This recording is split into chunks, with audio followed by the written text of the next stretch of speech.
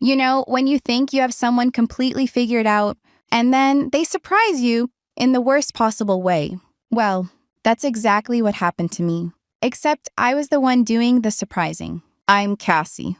I'm 26. And I need to tell you about the night I torpedoed what could have been the best relationship of my life with one stupid sentence. Looking back, I thought I was being honest. I thought I was being mature about my feelings. Instead, I watched 2 months of something beautiful crumble in real time. And honestly, I still don't know if I was really wrong or if he just couldn't handle the truth. The thing is, when I met Tyler, I wasn't looking for anything serious. I was working at this local health clinic doing administrative stuff, just trying to pay my bills and figure out my life. Tyler worked in construction management.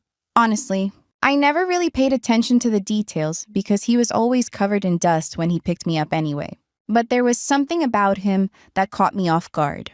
Our first date was supposed to be casual. Coffee at this little place downtown that had those mismatched chairs and way too many plants. I expected we'd chat for an hour, maybe grab lunch if it went well. Then I'd probably never hear from him again. That's how these things usually went for me. But Tyler was different. He actually listened when I talked. Like, really listened. I found myself doodling on a napkin while we talked. This goofy little cartoon of him with his work boots and hard hat. When I slid it across the table, his whole face lit up like I just handed him a winning lottery ticket. It was actually kind of adorable how excited he got over something so stupid. He folded that napkin carefully and put it in his wallet, telling me he was going to keep it forever. What started as coffee turned into 3 hours of talking about everything and nothing. When the barista started giving us dirty looks and aggressively wiping down tables around us, we finally got the hint and left. Tyler walked me to my car and asked if he could see me again. Not in that desperate, needy way that makes you want to run, but with this genuine enthusiasm that was honestly refreshing. After that, things moved fast. Tyler had this habit of calling me around 10 p.m. Right after he'd showered and was winding down for the night. We'd talk about random stuff, what we had for dinner, something stupid that happened at work, plans for the weekend. Sometimes I'd fall asleep while we were talking.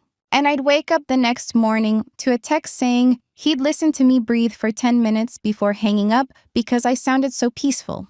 Within a few weeks, we were seeing each other constantly. Weekends became automatic. Friday night movies at his place. Saturday morning breakfast runs. Sunday afternoons just lounging around. He had this tiny apartment above a pizza shop that always smelled like garlic and oregano. But somehow, it felt more like home than my own place. I loved how easy everything felt with him. There was no drama, no games, no wondering where I stood. Tyler was straightforward about his feelings in a way that was both refreshing and slightly overwhelming. He'd tell me I looked beautiful when I rolled out of bed with messy hair and yesterday's makeup. He'd remember tiny details about stories I'd told him weeks earlier. But here's the thing, and this is where it gets complicated. I wasn't completely available for all this perfection Tyler was offering. See, there was Austin, my ex-boyfriend, the one who'd kept me in emotional limbo for the better part of a year before we officially broke up 6 months earlier. Austin was everything Tyler wasn't. Unpredictable, exciting, emotionally unavailable, and absolutely terrible for me in all the ways that somehow made him irresistible. Austin and I had this toxic cycle going.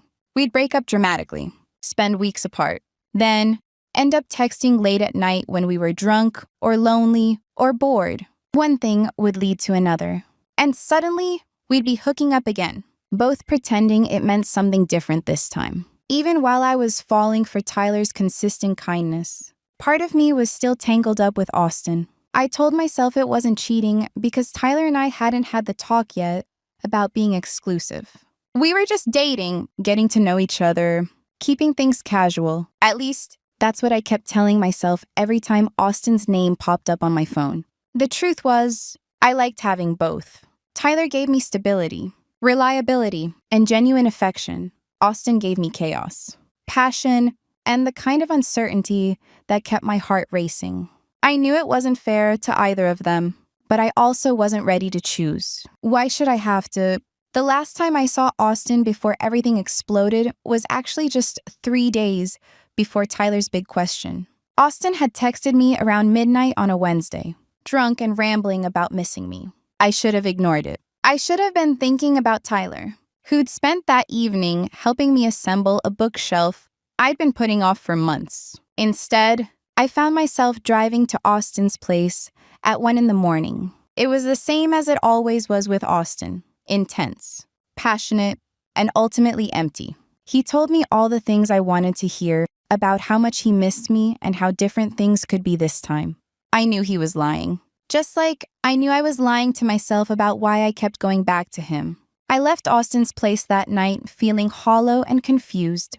On the drive home, Tyler called to check that I'd gotten home safely from my supposed girls' night. His voice was sleepy and sweet, asking if I'd had fun and telling me he missed me, even though we'd just seen each other that afternoon. For the next few days, I threw myself into being the perfect girlfriend for Tyler. I cooked dinner at his place, let him introduce me to his coworkers at a company barbecue, even helped him pick out a birthday gift for his sister. I was trying to convince myself that Tyler was everything I needed, that I could let go of whatever hold Austin still had on me.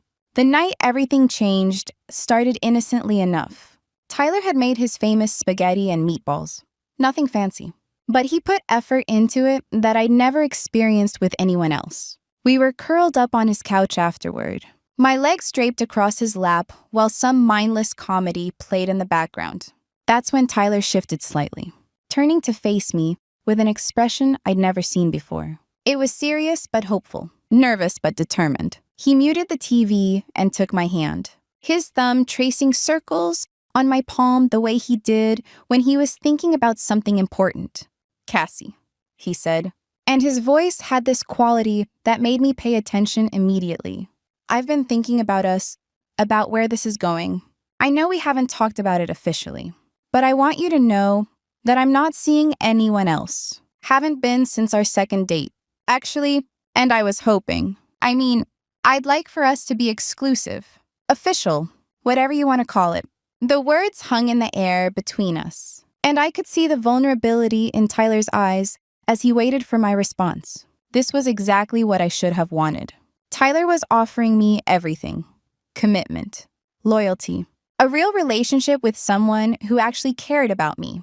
But instead of feeling excited or relieved, I felt panic rising in my chest. All I could think about was Austin, about the fact that I'd been with him just 3 days ago, about how Tyler was asking me to close a door I wasn't sure I was ready to close, about how I'd been lying to this sweet, honest man who deserved so much better than my confusion and indecision. Instead of giving Tyler the answer he deserved, instead of being honest about my feelings or my recent mistake, I said the one thing guaranteed to destroy everything we'd built together. "Can I sleep with my ex one last time?"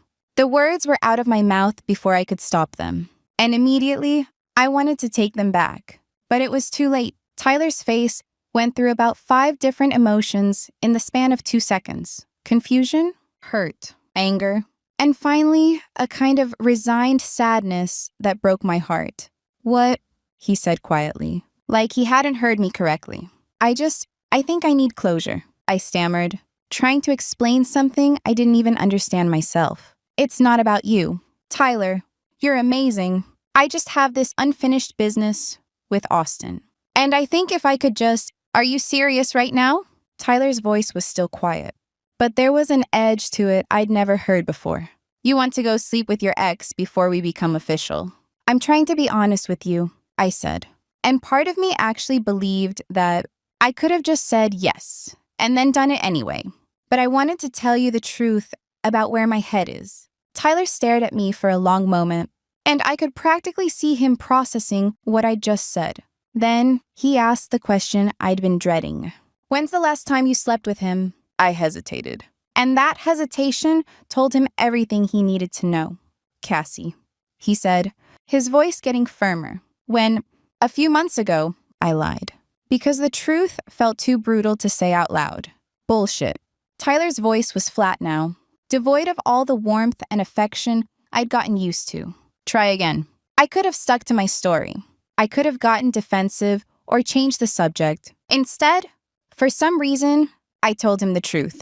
Last week, I whispered. Wednesday night. Tyler went completely still. I watched him mentally calculate the timeline, remembering what we'd done together that week, realizing that I'd been with Austin just hours after spending the evening with him. Wednesday, he repeated slowly. The night I helped you with your bookshelf. The night I called to make sure you got home safe from your girls' night. I nodded, unable to speak. So while I was worried about you getting home safely, you were actually fucking your ex-boyfriend.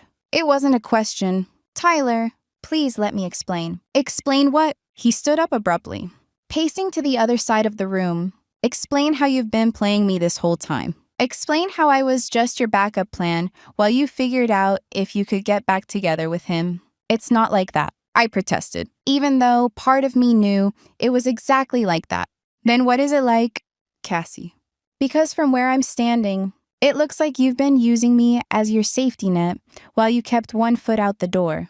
I wanted to argue with him, to tell him he was wrong, but the words wouldn't come, because he wasn't wrong. Not really. I had been keeping Tyler as my safe option while I continued my toxic dance with Austin. I care about you, I said weakly. What we have is real. Real? Tyler laughed. But there was no humor in it. Real would have been telling me about Austin from the beginning. Real would have been making a choice instead of stringing me along. Real would have been not fucking your ex 3 days ago and then sitting here asking permission to do it again. I started crying then, partly because I was genuinely upset and partly because tears had always been my go-to move when cornered. But Tyler wasn't falling for it this time. Don't, he said, holding up a hand. Don't cry and make this about how sorry you are. You made your choice. Cassie, you've been making it for weeks. I haven't chosen anything, I said through my tears. That's why I wanted to be honest with you about needing closure. Closure. Tyler's voice rose for the first time. You want closure. Here's your closure. We're done. Go be with Austin. Go figure out whatever it is you need to figure out. But don't ask me to wait around while you do it, Tyler. Please. No. His voice was final. I thought I knew you, Cassie. I thought you were different, but you're just like every other girl who can't let go of the guy who treats her like shit because he's exciting and I'm boring. You're not boring, I said desperately. You're the best thing that's happened to me. If that were true, you wouldn't have slept with your ex last week. You wouldn't be asking to do it again. Tyler grabbed his keys from the counter. I'm going for a drive. I want you gone when I get back. And just like that, he was out the door, leaving me alone in his apartment that still smelled like the dinner he'd made me with such care just hours earlier. The next morning, I woke up with that sick feeling in my stomach that comes after you've royally screwed something up. My first instinct was to call Tyler, to try to fix what had happened.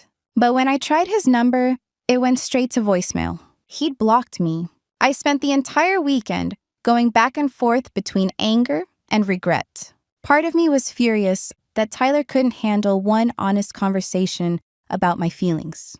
What kind of man just walks away instead of fighting for someone he claims to care about? But the other part of me, the part I kept trying to ignore, knew I'd fucked up in a way that couldn't be undone. By Monday morning, I'd convinced myself that Tyler would cool off and we'd be able to talk things through rationally.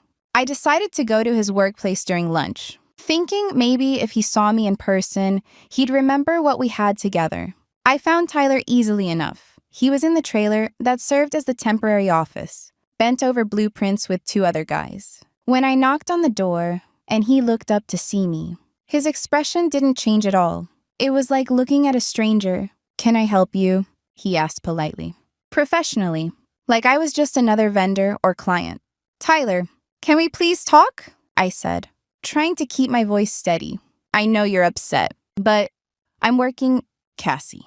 He didn't look up from his papers. And we don't have anything to talk about. 5 minutes, I pleaded.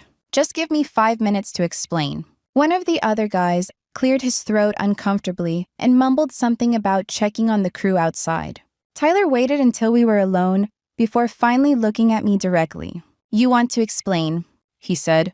Explain what exactly? How you've been lying to me for weeks. How you were planning to keep lying if I hadn't asked about being exclusive. I was trying to be honest, I said, my voice getting louder. I could have just said yes to being exclusive and then done whatever I wanted behind your back. But I didn't. I told you the truth about where my head was. Tyler stared at me for a long moment, and I could see something shift in his expression. Not anger anymore, but something worse, disappointment. You really believe that, don't you? He said quietly. You actually think that asking permission to cheat on me was you being honest and mature. I wasn't asking to cheat. We weren't exclusive yet. Right. Tyler nodded slowly. We weren't exclusive. So tell me, Cassie, how many other guys were you sleeping with while we were not exclusive? Because I'm pretty sure it was just Austin. Which means this isn't about keeping your options open. This is about you not being able to let go of someone who treats you like garbage. I wanted to argue with him, but he wasn't wrong. It had only been Austin. It had always been Austin. He doesn't treat me like garbage, I said weakly. Doesn't he? Tyler's voice was getting sharper now. When's the last time Austin took you to dinner? When's the last time he introduced you to his friends or made plans with you more than 2 hours in advance? I couldn't answer because we both knew the truth. Austin had never done any of those things. That's what I thought, Tyler said. So don't stand here and tell me this is about honesty or adult relationships. This is about you choosing drama over stability, chaos over peace, because you're addicted to feeling like shit about yourself. That's not fair, I said. But even as the words came out, I knew they sounded hollow. You know what's not fair? Tyler was standing now. And for the first time since I'd known him, he looked genuinely angry. What's not fair is letting me fall for you while you were still hung up on someone else. What's not fair is making me feel like an idiot for believing in something that was never real. It was real, I insisted. What we had was real. If it was real, you would have chosen me without having to think about it. If it was real, you never would have slept with Austin last week. If it was real, you wouldn't be standing here trying to convince me that asking to fuck your ex was somehow you being considerate of my feelings. So that's it, I asked. 2 months together, and you're just going to throw it all away because I made one mistake. One mistake. Tyler laughed. But there was no humor in it. Cassie, this wasn't one mistake. This was a pattern. You've been choosing Austin over me every time you had the chance. And I was too stupid to see it until you spelled it out for me. I drove straight to Austin's apartment. Austin was exactly what I expected him to be when I showed up crying at his door. Sympathetic without being too invested. Willing to let me vent without actually offering any real solutions. He made the right noises about Tyler being an asshole and not understanding how complicated relationships could be. Tyler sounds like he's got some serious jealousy issues, Austin said, running his fingers through my hair while I curled against his chest. Any guy who can't handle you having a past isn't worth your time. That's what I tried to tell him, I said. I was trying to be honest about my feelings, and he made me feel like some kind of monster for it. You're not a monster, babe, Austin murmured. You're human. Humans have complicated feelings. If Tyler can't handle that, it's his loss. Austin and I spent the next few days together, falling back into our familiar pattern. It was easy and comfortable in a way my relationship with Tyler never had been, because there were no expectations, no pressure to be better than I was. But even as I tried to lose myself in the familiar comfort of Austin's chaos, I couldn't stop thinking about Tyler, about the way he used to text me good morning every day, about how he'd listen to me ramble about work drama without getting bored, about how safe and cherished I'd felt when he held me. 3 weeks into my reunion with Austin, the honeymoon phase was already wearing thin. The chaos that had once felt exciting now just felt exhausting. Austin was still the same person he'd always been, charming when he wanted something, distant when he didn't, and completely unreliable when it came to anything that mattered. I found myself thinking about Tyler constantly, comparing everything Austin did to how Tyler had treated me. When Austin forgot I was coming over and I had to wait outside his apartment for an hour, I remembered how Tyler used to text me when he was running even 5 minutes late. The big wake-up call came when I got sick with the flu. I was miserable. running a fever and barely able to get out of bed. I texted Austin to let him know I wouldn't be able to come over, expecting maybe some sympathy or an offer to bring me soup or medicine. Instead, I got back. Okay, feel better. Let me know when you're back to normal. That was it. No follow-up check-ins, no offers to help, nothing. I spent 3 days in bed alone, thinking about how Tyler had taken care of me when I'd had food poisoning a few weeks into our relationship. 3 months after our breakup, I made the mistake of checking Tyler's social media. Tyler had posted photos from a weekend trip with some woman named Brooklyn. They were at a lake house, surrounded by his friends and family, everyone looking happy and relaxed. The caption read, "6 months with this amazing woman, grateful every day for second chances and new beginnings." 6 months. They'd been together for 6 months, which meant he'd started dating her almost immediately after our breakup. While I'd been wallowing and trying to make things work with Austin, Tyler had moved on completely and built something real with someone else. That night, I got drunk and sent Tyler a long, rambling text about how sorry I was and how much I missed him. I told him I'd made the biggest mistake of my life, that I'd never stopped loving him, that I'd do anything to have him back. He never responded. The next morning, I woke up to a text from a number I didn't recognize. "This is Brooklyn. Tyler showed me your message. I understand you're hurting, but please stop contacting him. He's moved on. And you need to respect that." That same week, things with Austin reached a breaking point. We got into a massive fight because he'd made plans with his friends on the one night we'd scheduled to spend together. "You're acting just like my ex," he said during the argument, always wanting to know where I am, getting upset when I want to hang out with my friends. "I thought you were cooler than this. Tyler used to—" "Oh my God, enough with Tyler." Austin exploded. "I'm so sick of hearing about your perfect ex-boyfriend. If he was so great, why are you here with me?" It was a question I couldn't answer, because the honest response was that I was only with Austin because I destroyed my relationship with Tyler through my own stupidity.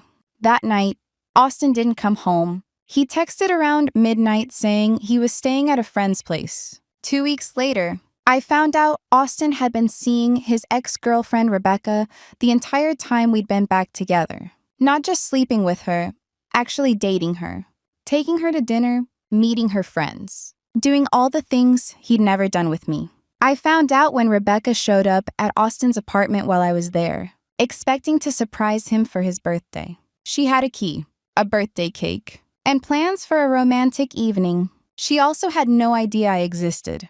What followed was the most mortifying conversation of my life. Rebecca and I compared notes about our relationships with Austin, and the picture that emerged was devastating. Austin had been lying to both of us about everything. When Austin came home that evening, he found both of us waiting for him. I watched his face cycle through surprise, panic, and finally resignation as he realized his game was up. "Look, I can explain," he started, but Rebecca cut him off. "Don't," she said firmly. "Just don't. We're done." "Austin, both of us. You know what the funny thing is?" Rebecca said to me as we both prepared to leave. "We both deserve better than this." But somehow Austin convinced us that we didn't. I went home to my own apartment for the first time in weeks. I sat in the silence, trying to process everything that had happened. I'd lost Tyler, a man who would have loved me faithfully and honestly, for Austin, who had never been mine to begin with. 14 months later, I was getting coffee on a Saturday morning when I saw Tyler again. Same coffee shop where we'd had our first date, which felt like some kind of cosmic joke. Tyler was at a corner table with Brooklyn, both of them laughing over some shared joke while they read the newspaper together. They looked settled, comfortable, happy in the quiet way that comes with real intimacy. Brooklyn had her feet tucked under her legs, Tyler's jacket draped over her shoulders. Tyler was absently playing with her hair while he read, the kind of unconscious affection that speaks to deep familiarity. Tyler looked up and saw me. For a moment, neither of us moved. Brooklyn noticed Tyler's change in expression and followed his gaze to where I was standing. Tyler said something quiet to Brooklyn, kissed her forehead, and stood up. He walked over to where I was standing. "Cassie," he said simply. Hi, I managed. You look good. You look good too, he said. And I could tell he meant it. I'd been in therapy for over a year, had started taking better care of myself, had stopped the self-destructive patterns that had been my norm. How are you doing? Really? The question seemed genuine. I'm better, I said. Not great, but better. I've been in therapy, trying to figure out why I trailed off. Why you sabotaged us, Tyler suggested. And there was no malice in his voice. Yeah, I said quietly. I'm glad you're getting help, he said finally. You deserve to be happy. Cassie, you just didn't know how to let yourself be. The past tense wasn't lost on me. Deserved, not deserve. I know that now, I said. Too late. But I know it. It's not too late, Tyler said gently. Just too late for us. She makes you happy, I said. Nodding toward Brooklyn, Tyler's face softened immediately. She does. She's everything I didn't know I needed, Tyler. I said, knowing this might be my only chance. I want you to know that I'm sorry. Not because I want anything from you. Not because I'm trying to get you back. Just because I'm sorry I hurt you. And I'm sorry. I was too immature to see what we had when we had it. I know you are, he said finally. And I forgive you, Cassie. I forgave you a long time ago. Holding on to anger at you was just holding me back from being happy with Brooklyn. I should let you get back to your mourning, I said. Cassie, Tyler said, as I turned to leave. I mean it about being happy. You deserve that. Don't settle for less just because it feels familiar. I sat in my car for 10 minutes afterward, crying not just for what I'd lost, but for what Tyler had found. Because seeing them together had shown me exactly what I'd thrown away, and exactly what kind of love I should be looking for in the future. Tyler had found someone who chose him every day, someone who didn't need drama to feel alive, someone who understood that real love was built on consistency and trust rather than chaos and uncertainty. Brooklyn got to be loved by someone who would never take her for granted because he knew what it felt like to be betrayed. Maybe someday I'd find what Tyler had found with Brooklyn, someone who could love me consistently, someone I could choose without reservation, someone who made me want to be better rather than making me feel worse about myself. It was a painful lesson, paid for with the loss of the best relationship I'd ever had. But it was a lesson I'd carry with me for the rest of my life. A reminder of what happens when you choose chaos over love, drama over peace, fear over trust. Tyler was happy now, genuinely happy in a way he'd never been with me. And while that knowledge hurt, it also freed me from the fantasy that we could somehow try again. He'd moved on completely, found someone who could give him what I'd been too broken to offer. The story of Tyler and me was over, ended by my own choices and sealed by time and his commitment to someone else. But my story, the story of learning to love myself enough to accept real love from someone else, was just beginning.